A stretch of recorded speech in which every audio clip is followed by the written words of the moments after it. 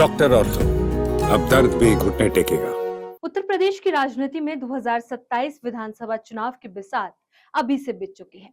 Samajwadi party, जिसने 2024 के लोकसभा चुनाव में पीडीए यानी पिछड़ा, दलित और अल्पसंख्यक समीकरण के दम पर शानदार प्रदर्शन किया, अब एक नया दांव चल रही है। इस बार निशाने पर है बीजेपी का मजबूत वोट बैंक माना जाने वाला ब्राह्मण समाज।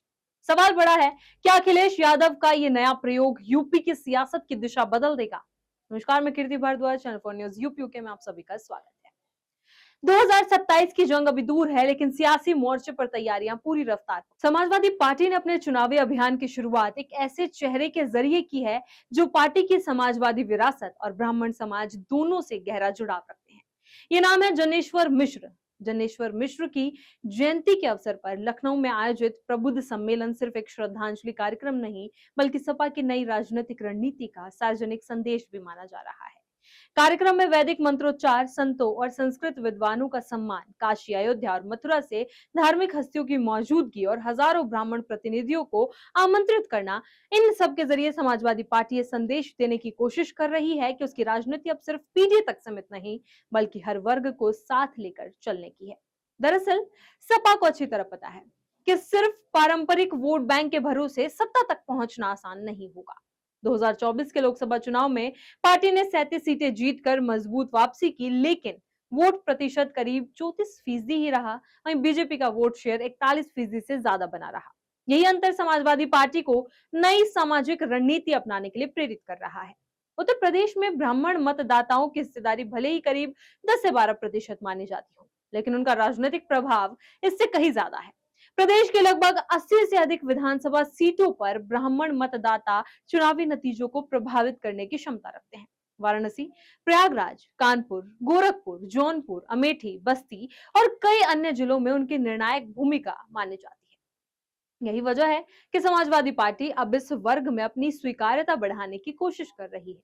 पार्टी के वरिष्ठ नेताओं माता प्रसाद पांडे, सनातन पांडे, अभिषेक मिश्रा और पवन पांडे को लंबे समय से अलग अलग क्षेत्रों में ब्राह्मण समाज के बीच सक्रिय किया गया है। राजनीतिक विश्लेषकों का मानना है कि अगर समाजवादी पार्टी बीजेपी के पारंपरिक ब्राह्मण वोट में मामूली सेंध लगाने में भी सफल होती है, तो 2027 का मुकाबला बेहद दिलचस्प हो सकता है। हालांकि चुनौती भी कम नहीं है। 2014 के बाद से ब्राह्मण समाज का बड़ा हिस्सा लगातार बीजेपी के साथ मजबूती से जुड़ा रहा है। 2017 और 2022 के विधानसभा चुनावों में भी इस वर्ग ने बड़ी संख्या में बीजेपी का समर्थन किया। बीच बीच में ब्राह्मण उपेक्षा का मुद्दा जरूर उठा, लेकिन चुनावी नतीजों में इसका बड़ा असर देखने को नहीं मिला। दूसरी ओर समाजवादी पार्टी की छवि लंबे समय तक यादव और मुस्लिम वोट बैंक वाली पार्टी की रही है। ऐसे में ब्राह्मण समाज के बीच विश्वास कायम करना उसके लिए आसान नहीं होगा, लेकिन राजनीति संभावनाओं का खेल है। सपा का आकलन है कि अगर पीडीए के साथ ब्राह्मण समाज का एक हिस्सा भी जुड़ता है, तो सत्ता की राह पहले से कहीं ज्यादा आसान हो सकती है। पार्टी इसी सोच के साथ खुद को एक व्यापक सामाजिक गठबंधन वाली पार्टी के रूप में पेश करने की कोशिश कर रही है। उत्तर प्रदेश का राजनीतिक इतिहास भी बताता है कि ब्राह्मण समाज ने समय समय पर सत्ता परिवर्तन में अहम भूमिका निभाई है। कभी कांग्रेस का मजबूत आधार रहे ब्राह्मण मतदाता, फिर बहुजन समाज पार्टी के साथ भी जुड़े और पिछले एक दशक से भारतीय जनता पार्टी के प्रमुख समर्थकों में शामिल है।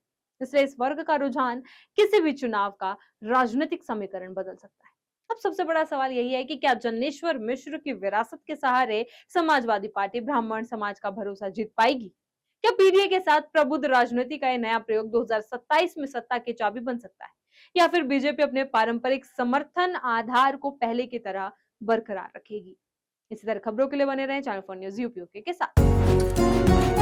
डॉक्टर ऑर्थो, अब दर्द भी घुटने टेकेगा।